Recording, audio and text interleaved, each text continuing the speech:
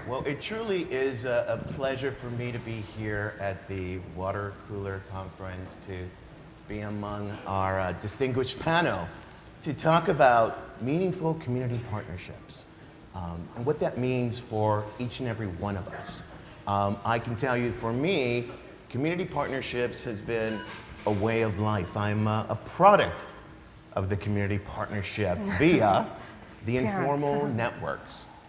I sometimes am amazed at a person like my mother who somehow found a way to make things happen at home. And, you know, somehow we were able to have a roof over our little dwelling in our apartment building, and there was food, and somehow she managed to find out some information about how to get me into this magnet school. I have no idea. But it was these informal networks of mothers in our neighborhood. I grew up in the Pico Union community of Los Angeles, which is west of downtown LA, along with Sandra. But you know, when we talk about resiliency when it comes to parent engagement is an understatement. It really is, because somehow, again, you know, folks are able to find a way to make things happen, to build community, and to ensure that our children, you know, that our children have those opportunities, that we're able to somehow tap into some of those resources that are out there. And it wasn't until years later that we found out what a community-based organization. And so when I say community partnerships has been a way of life, because even as I got older, and you know, we also paid it forward, because later on, when we started having an influx of Central American youth and families come into our neighborhoods, we found a way. You know, we weren't the richest on the block, but we found a way to give back, right? And when I was a college student, right, joining forces with the Black students, with our LGBTQ community, with our Muslims brothers and sisters, we made things happen on campus. And now, as a parent, because I have 3 boys, we bring other families together and we do music. And so it was really fun hearing last night how an important role music plays in our families and in our communities, right? So it's not just about playing a guitar or, you know, playing a harmonica, but it's also about dancing. It's about modeling. And so we're doing this with our children, right? We have scientists that come over, you know, we have the local, you know, T-ball club that comes over, and we all play music for our children, right? And that's what it's about. And for me, being at First 5 LA and being part of the Best Start Communities, which is the effort that I direct, it's a place-based initiative that targets 14 communities across LA County. When we talk about community issues, when we talk about early care and education, it is about community partnerships, right? It's about tapping into those individuals that are in our apartment buildings. It's tapping into those individuals that live in our communities. It's tapping into our churches and tapping into our schools. Those are the community partnerships that are necessary to truly move the needle, to truly have those impacts in the community. And in the work that we do around early care and education, I think it's very important also to recognize, you know, and I know, and Jackie and I were talking about this earlier, and so is Mary, you know, that in order to truly move the needle on early care and education, you know, we have to broaden the tent, right? We have to go outside of our comfort zones. Now, one thing that I admire about the ECE community is that it's strong, it's large. But could you imagine engaging, you know, some of the other sectors that are out there, labor, the housing advocates, food security. See, these are all issues that our parents are dealing with, right? ECE is very important to our parents, but they also have all these other stresses that they're dealing with, right? So could you imagine moving together around policies, right? Being able to create movements with some of those unusual suspects, how stronger we as a community could be? Well, to me, that is a meaningful community partnership, right? Working with others. And, you know, initially I know that we're going to have to probably articulate, you know, what ECE looks like in the food security world, in the housing world, in the labor community, right? But it's an investment, it's a commitment that we as a community should be making. And so I'm really excited about today's panel because we're going to touch on these issues in terms of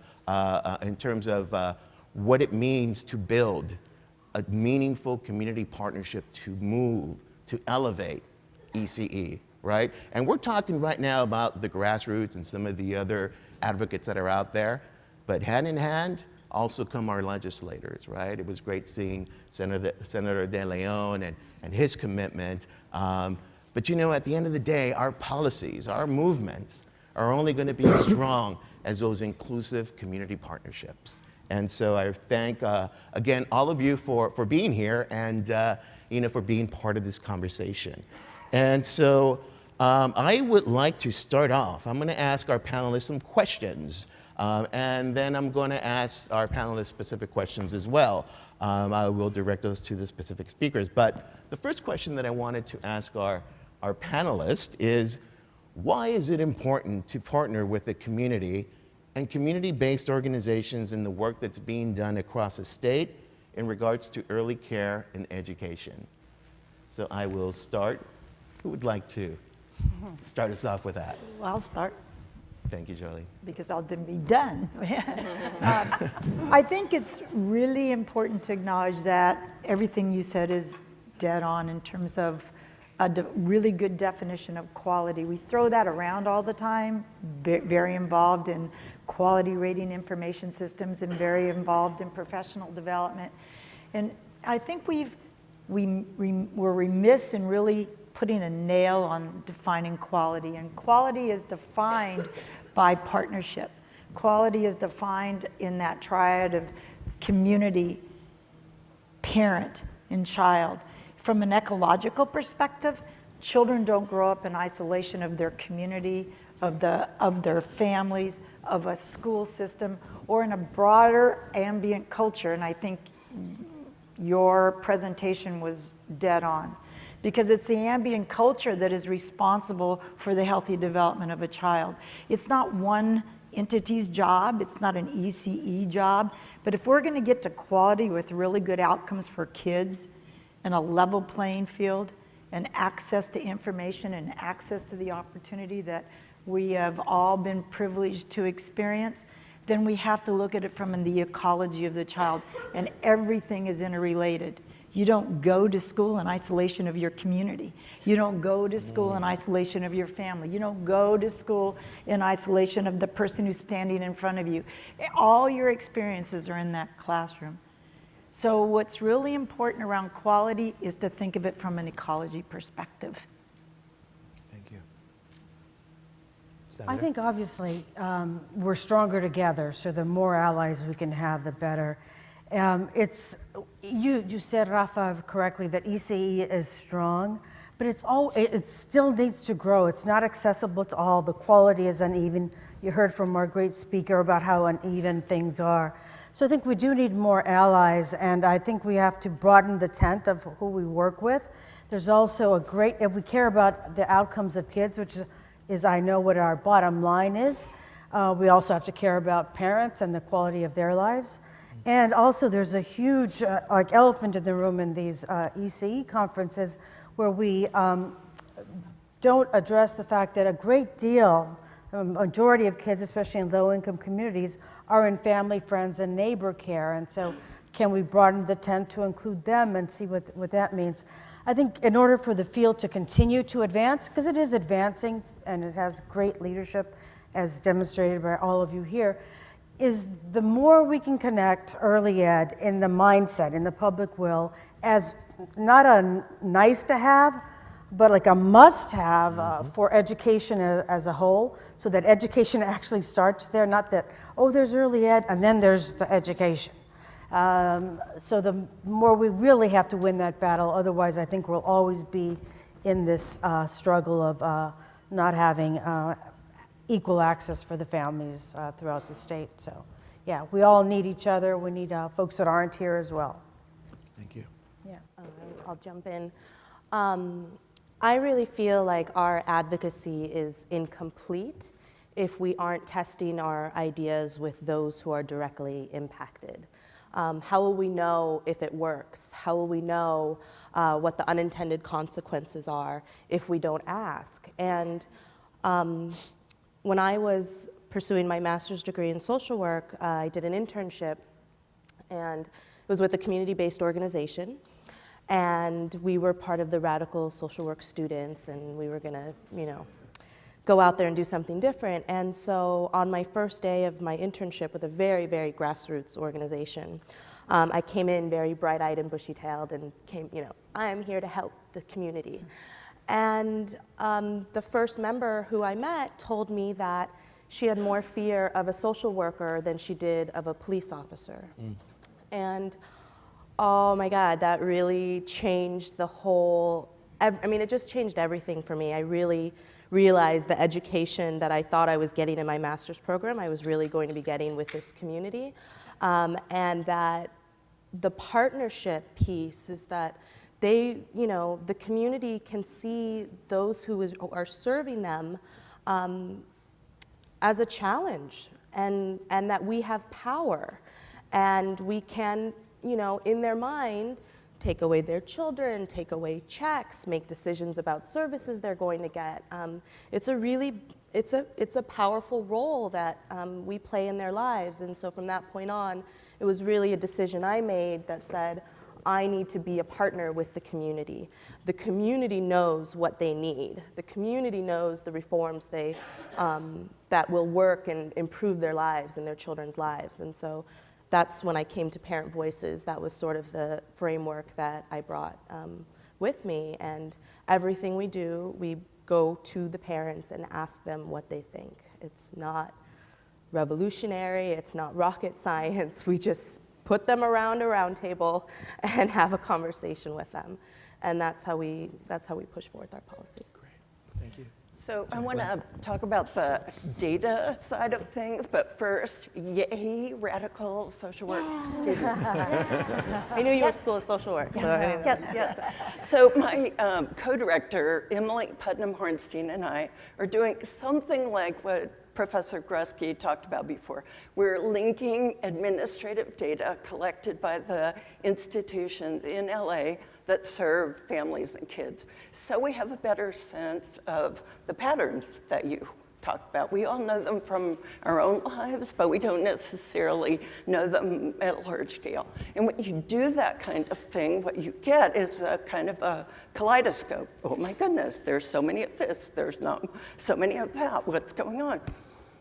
It's different in this part of the county than that part of the county, what's going on? If you don't have the community voices, the CBOs, the residents groups, the parent groups, et cetera, we're never gonna know really what's going on. So for example, one of the early ones we did was looking at, of all children born in California, what percentage were referred to Child Protective Services before they enter kindergarten? Think about it for a minute, because I think the number is much higher than you guess. It's 15% on average across California, and the same in LA County.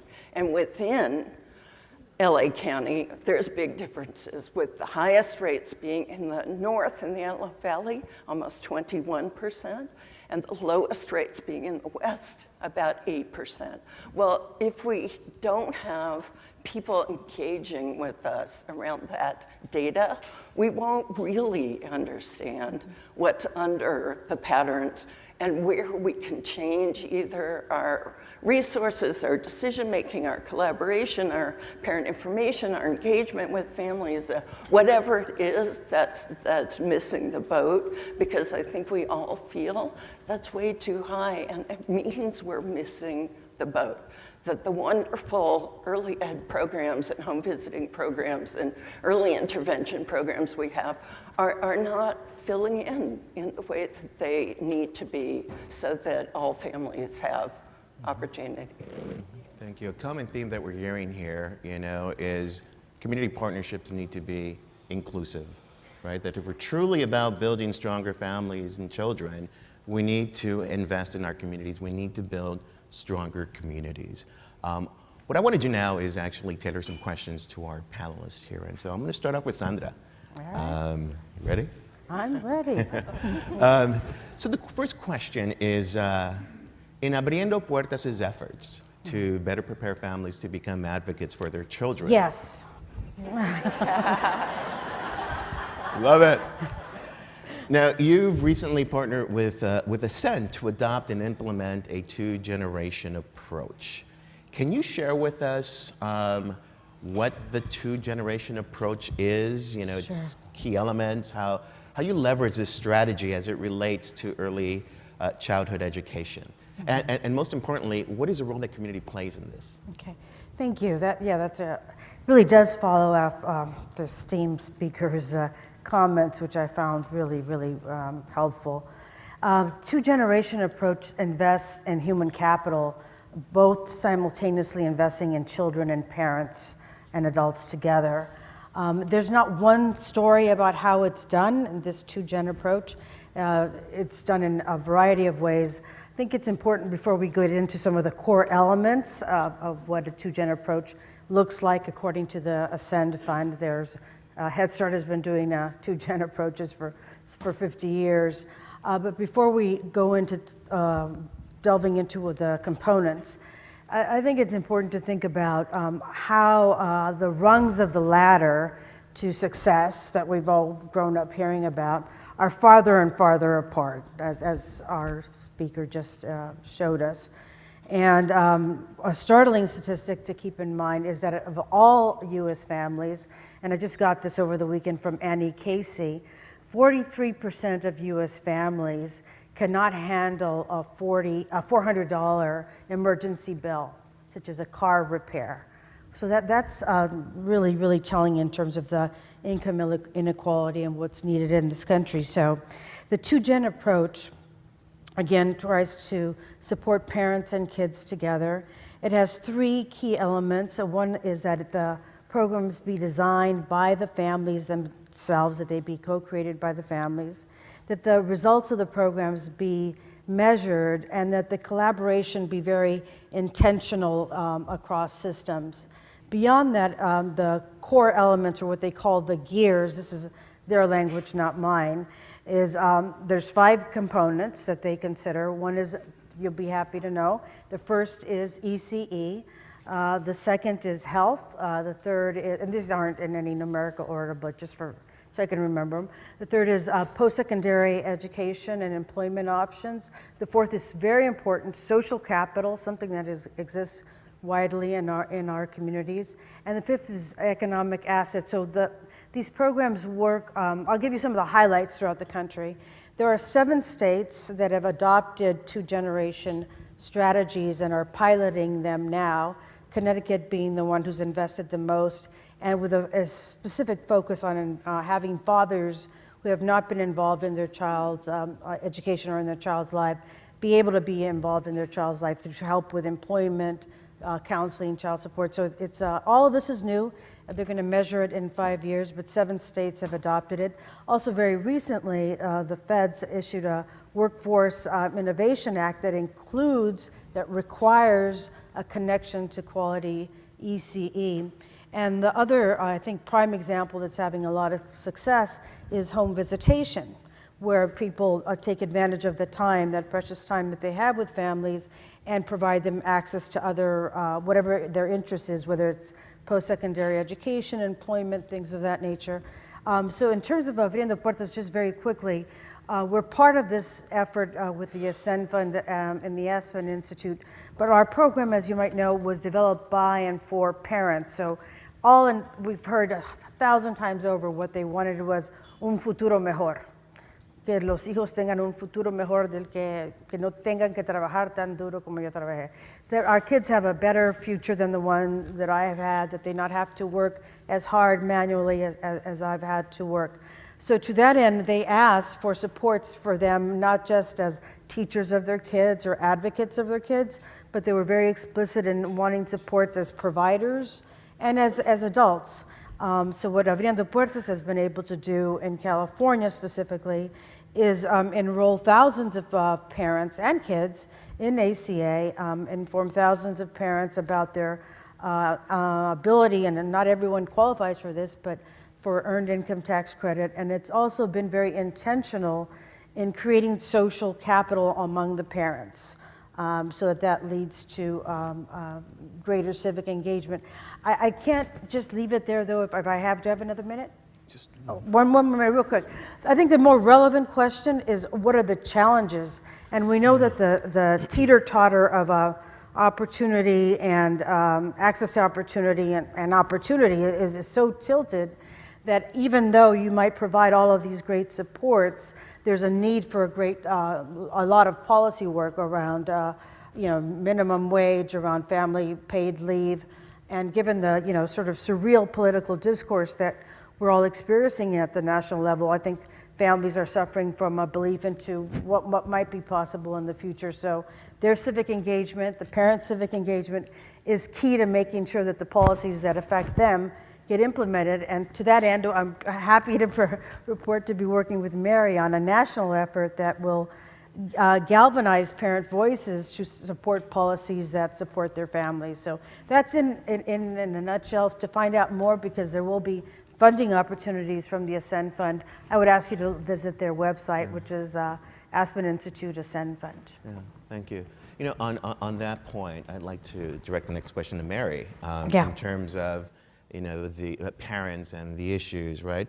What are some of the concerns that among some of the families that you're working with in your organizing efforts, and the role that their personal stories and narratives, right, what they bring to the table, how that plays in terms of empowering, of driving issues and change? Yeah, well, this is what I do and breathe day in and day out, is listening to parents. I've been the statewide organizer for 10 years. It's our 20th anniversary of Parent Voices in 2016. Thank you. And I think the concerns that they are expressing right now is that they are doing every single thing they can to try and make ends meet for their family.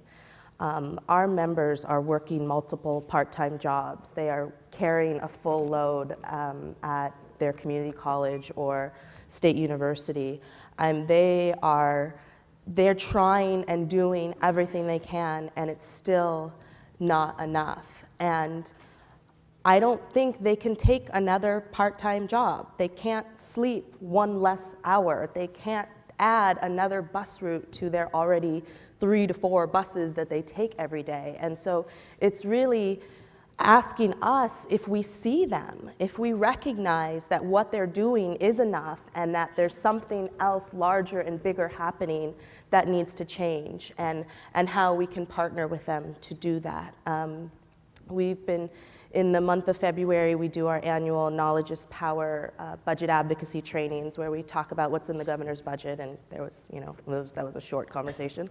And then sort of talk about like what they would like to see in it. And so their advocacy is around increasing slots, increasing reimbursement rates, and family stability around updating the income guidelines for childcare eligibility, the SMI, and implementing 12-month eligibility for childcare subsidies.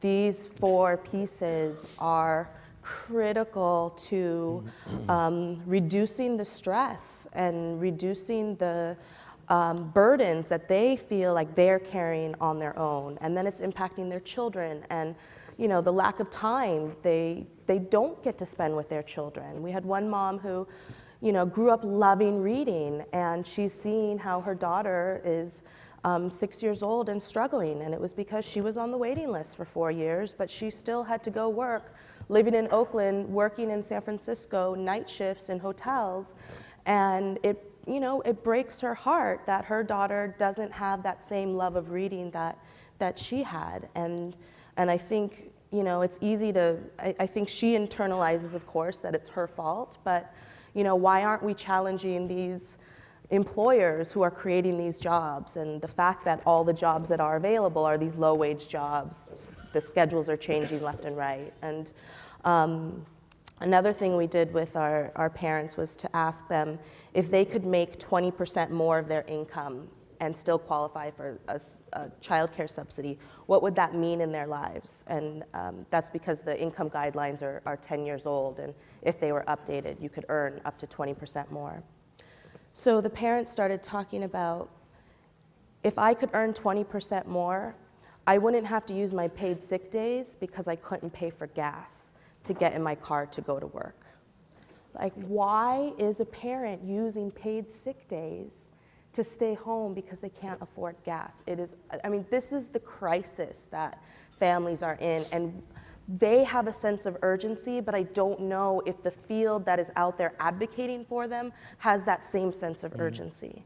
They need shoes for their children that fit them, that don't have holes in them. And yeah, it was great that we had a really bad drought last year, but the rain's coming back, and those kids are gonna feel the puddles beneath their feet. And, you know, I mean, it's just those things around having a quality of life. And to speak to you, Jolene, you mentioned quality. I think we do have to broaden the way we look at quality, not just in the classroom, but the quality of life that our parents and our child care providers also deserve. And that having a job and go every day, being able to earn a paycheck, that is a quality option for a parent to know that she can put food on the table and take care of her family. Raising the reimbursement rates for child care providers is about just recognizing the dignity they deserve, and that we can't ask them to continue to take care of our children on pennies. And then, but I just have to say one more thing.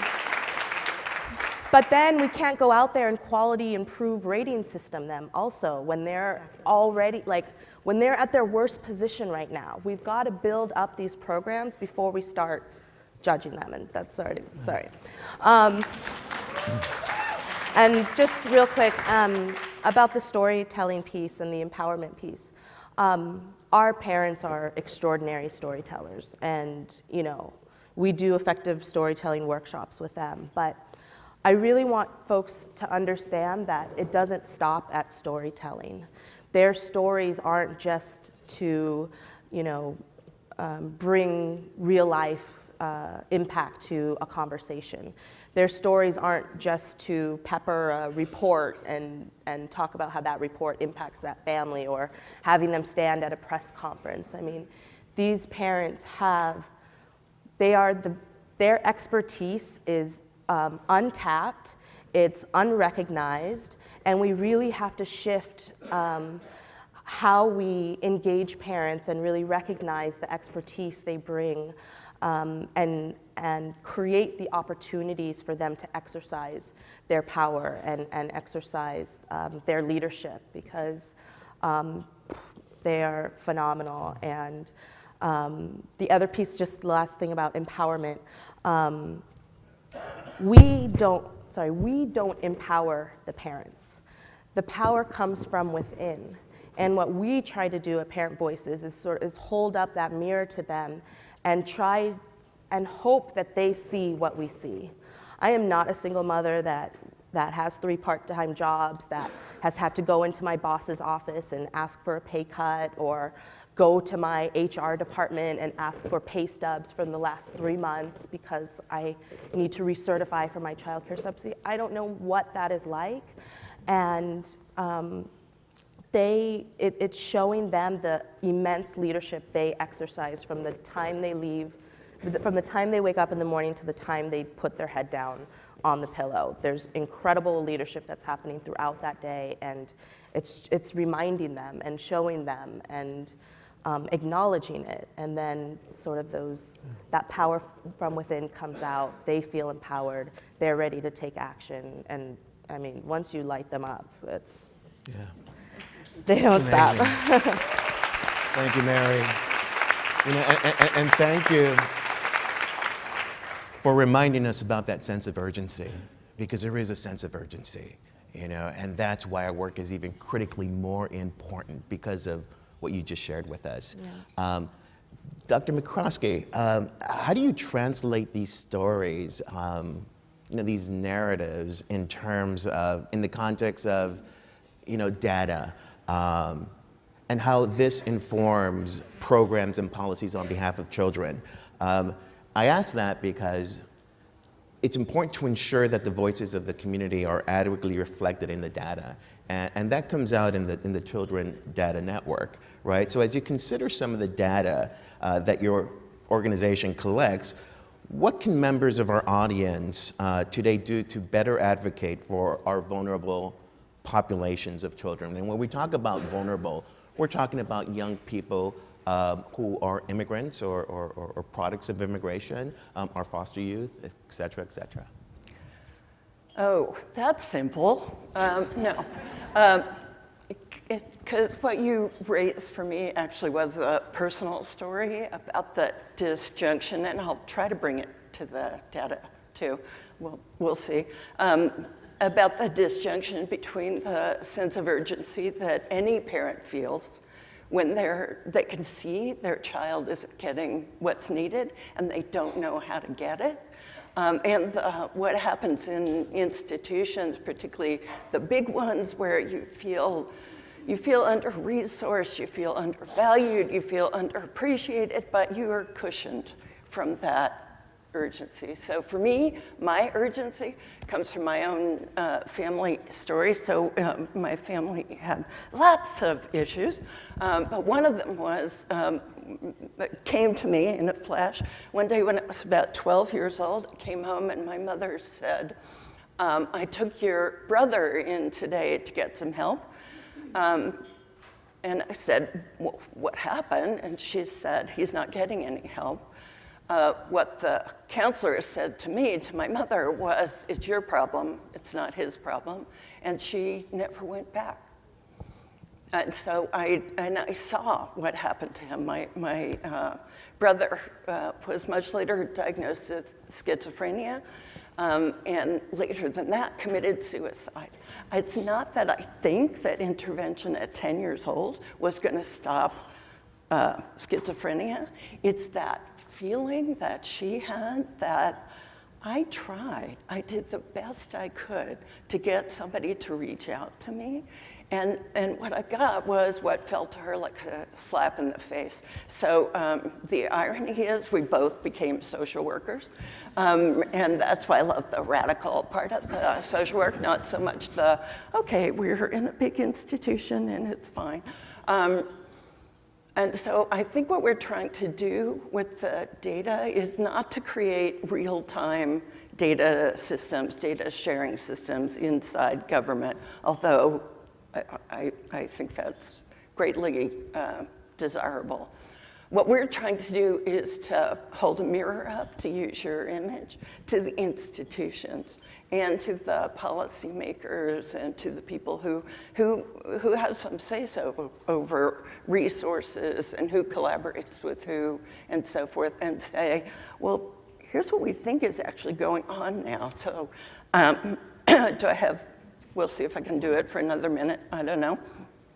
My example for this is that with our partners at CCRC, we are trying to look at the overlap between populations served by subsidized child care programs in the north of LA County and those who are referred to Child Protective Services. And that's in part because there's been a lot of argument and discussion over who serves which population, and those are yours and these are mine, et cetera. But we don't actually know where the overlap is. And so our preliminary findings show that about 30% of the children served by subsidized child care programs between 2011 and 2014 in the San Fernando, Santa Clarita, and Antelope Valley areas of LA were also involved with Child Protective Services during that same period of time. Anybody who wants to know more about it, I've got a little handout I can give you. But what we're trying to do with that is say, can we get to real discussions about how we work together? Can we realize it's the families who are bearing the burden of our inability to talk to each other? And on both sides, there's plenty to be said about not understanding each other, but it's the families who get another system they have to talk to and another set of conversations they have to explain again and again. And we're trying to say, wait, guys, it's all of us who bear that urgency or who should. Yeah, thank you. Thank you. Jolene.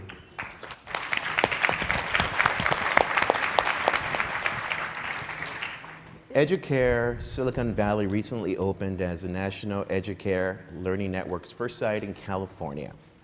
It's located in San Jose's Franklin McKinley School District. The new Educare site is expected to provide direct services to nearly 170 low-income children and their families. Can you share with us what Educare is and how you would distinguish that approach from existing models of early childhood education? Some of the key elements, and the role that community plays. Okay. It's a mouthful, I know. I know. I think that for this group of people, the way that I can encapsulate it best, first of all, let me say it's an honor to be on this panel with these folks because they get it. And I think that what Educare has done in Silicon Valley is to say, we get it too by bringing a place-based approach that involves everything that these folks have said. We work with Abriendo, we have parent voices there, we use data to inform practice in a spirit of continuous improvement around real-time stories, but most importantly, it's a family-centered decision-making opportunity for the Franklin McKinley pipeline, which is called the Franklin McKinley's Children's Initiative. And Educare is at the beginning of that pipeline. So let me tell you a history, and then I'm going to show you a short video that encapsulate it all, and then I can say less and really have people speak to you that have been a big part of making it happen. 8 years ago, John Porter, who was the superintendent for Franklin McKinley School District, had a wide, huge awakening. We all did in our community when 2 of his children in his school district were killed by gang violence and left on the lawns of his elementary schools. That awakening, sadly and tragically, was like a slap in the face to all of us. What are we doing? What are we doing in community? How are we designing what we thought our programs were that were in the best interest of our kids and families, that we were all every day going to work saying, we served, and then walking home in our nice little environment saying, I did really great things. But in reality, if you really want to tell the truth, and you really want to have open, frank conversations, we were doing what we thought was best. We hadn't built really the relationships that you've heard today are vital in anything that you want to do in community. And relationships is spontaneously results in trust. Trust results in opportunities to work together for what you're trying to really put into play, your vision, your dream. And it's really important that the basis of everything everyone's talked about today is really honest, true relationships. So when we had the opportunity with John Porter to really look at what we could do in Franklin McKinley, he took a group of us, we went to Harlem's Children's Zone. What's interesting, your keynote speaker, to really understand if you want to really transform a community, to really be something that's vital, to look at the grit, to look at what creates the resilience, you have to see it in action. Who said it? Camille, or someone said, if you can't feel it, if you can't in your body and in your hands, your mind can't grasp it. If what your eyes don't see, your heart can't feel. So if your experiences aren't real and in the trenches and open and listening and a reflective practice approach, you will not be able to draw in an evidence-based practice and put it into play. I don't know if that makes sense to you, but let me tell you, it's at my core. So when we went to Harlem's Children's Zone, we came back with all the elements, not Harlem's Children's Zone. Because you can't replicate what someplace else, because every place is unique unto itself, but you can take the elements of what you know has impact on children and families, and you can put it into play. That's where the ecological approach came from. Not one system can do it alone, but rather all of us, with a vital, important message that a family is a child's first teacher. So if you want to flip a system and you really want to impact the life of a child, you have to engage the respect and honor of the family as being the child's first teacher, whatever the composition of the family is.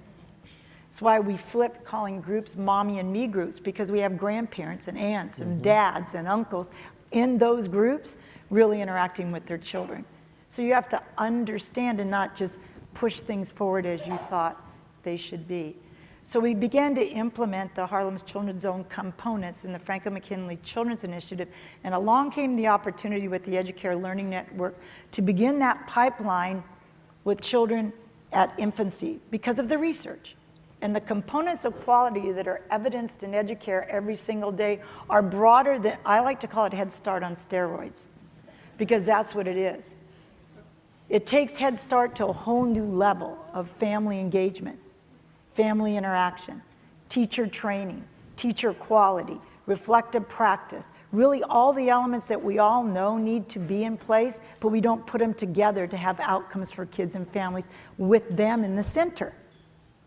So Educare, we planned for it, we launched it. It took 5 years of planning with tremendous engagement of the community, because your profile of families is what is in the Franklin-McKinley community. Your listening skills is what we had to do every day as we planned for what we wanted to launch. So Educare is the 20th school in a network, soon to be one in Long Beach, which I'm very excited about having join us in California. But I want to show you a video that captures the level of partnership that it took with families in that community to make it happen. And it opened October the 16th. And if you'll just indulge me, it's really not boring. If you'll indulge me, I'd like to show it just for a minute, because then you'll capture the essence of what I'm trying to say. Remember, see it, feel it. Okay.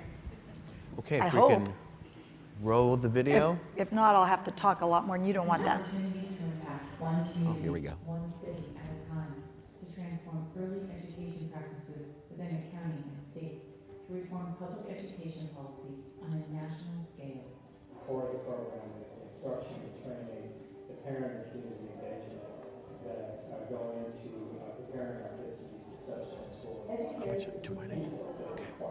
It's the expertise, the training, the implementation, best practice.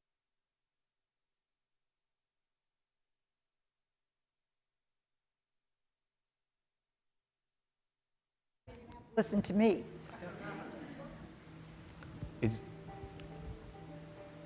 Okay, I think we're reaching our time.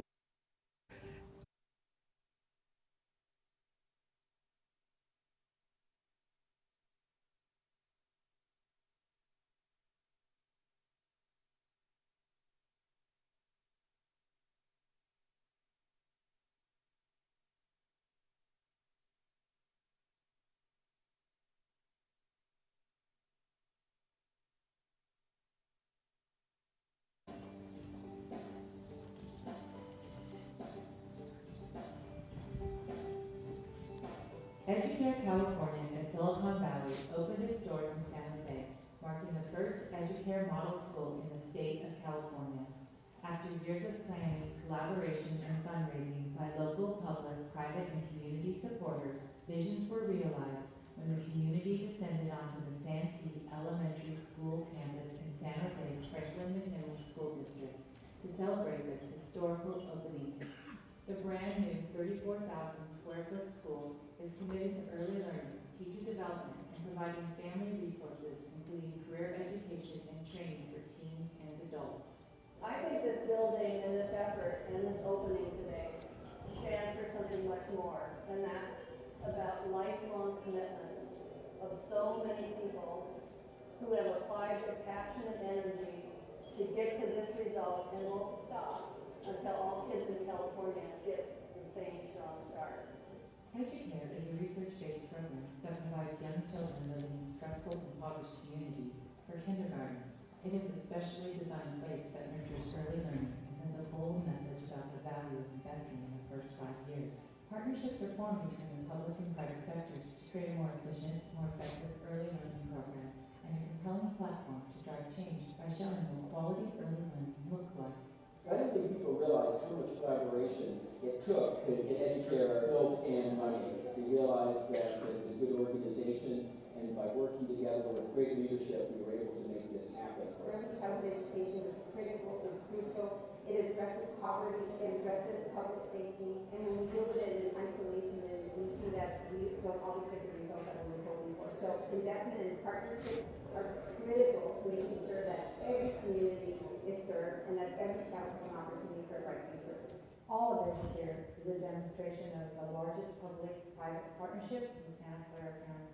The table is full of like-minded partners, all aimed at the same goal. The Silicon Valley Center serves as a model early learning school and the region's leading professional development and research institute. The school is a laboratory for teacher training and high-quality early learning by providing direct services for underrepresented at-risk children. We just have like 20 seconds in terms of what's missing in the conversation. One building can do in a neighborhood that's been neglected and overlooked for generations. When you see the beauty that is sitting here in the middle of so much struggle, you know that it will have a ripple effect because everybody feels that there's an investment in them personally when a building like this shows up. It's a combination, both the symbolism of the building but also the dedication of staff.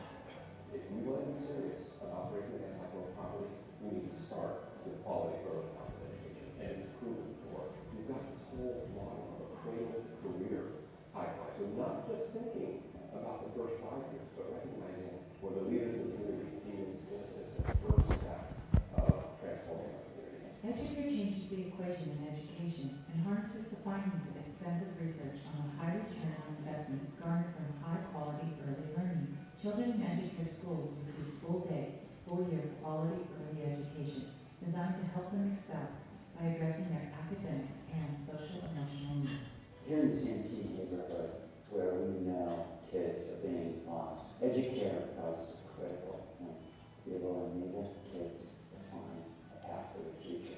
It was the moms in this neighborhood that said, we want quality education for our children. We want our children to be safe going to and from school. We want to learn to live and get jobs.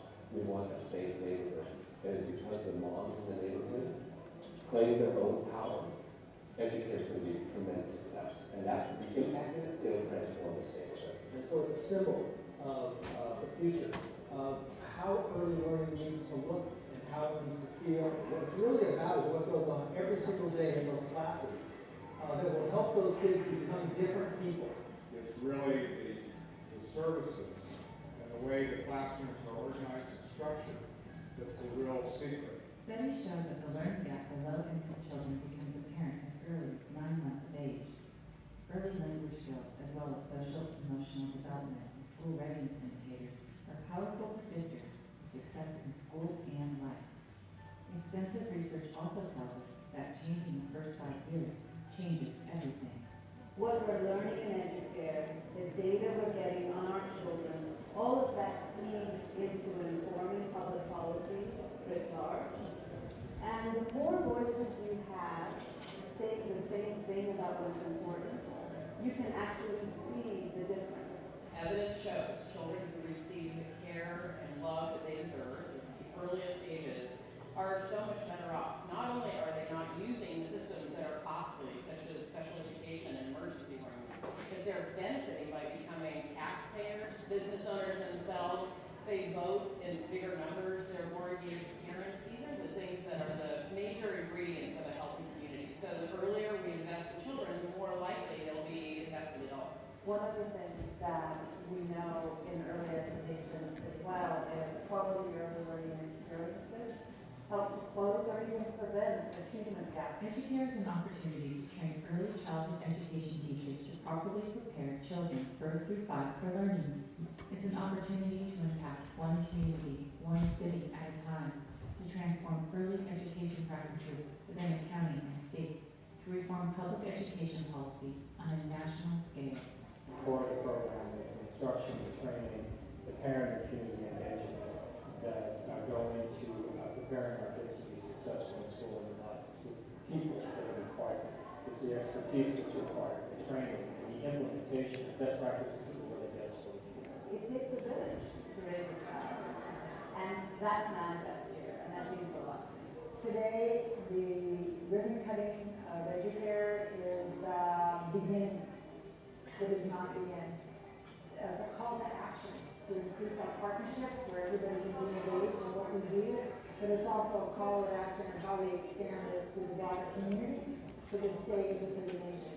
Every dollar we invest in high-quality early education, You could, save more than in the sake of $7 later on. Sandra, By reducing graduation tell him that he could probably reducing cut it. pregnancy, He could probably reducing cut it in the sake of time. They could do it.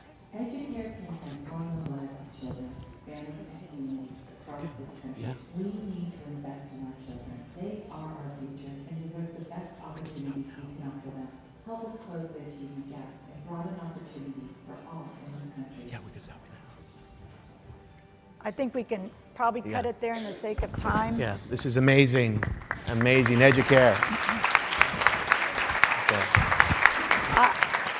So whether a parent, advocate, provider, elected official, we all possess certain skills and talents in our work on behalf of our children.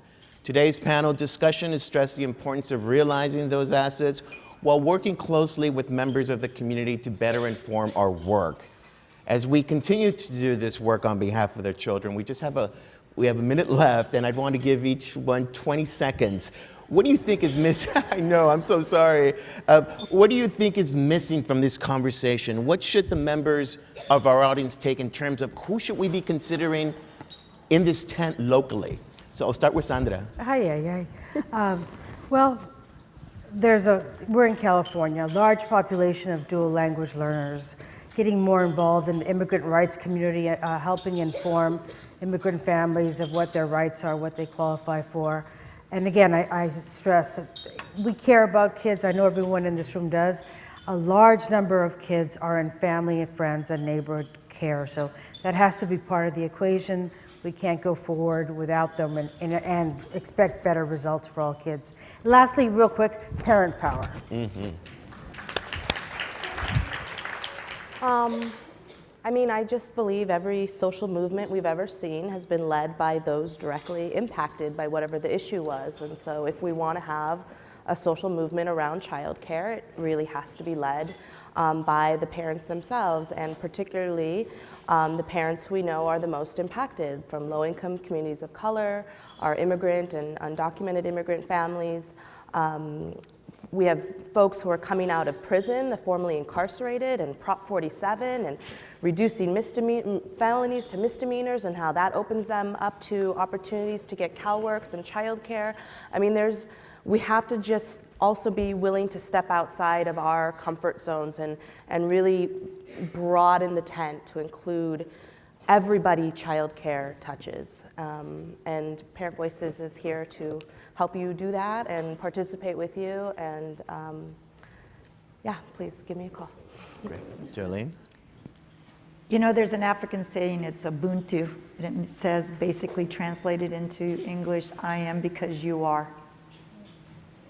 So if we really are wanting to be credible, then we have to really listen.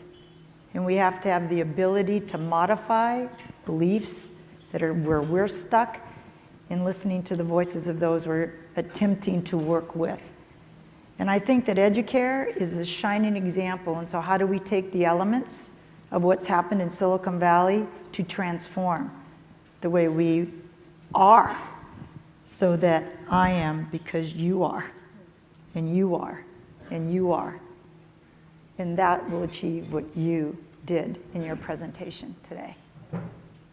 Thank you.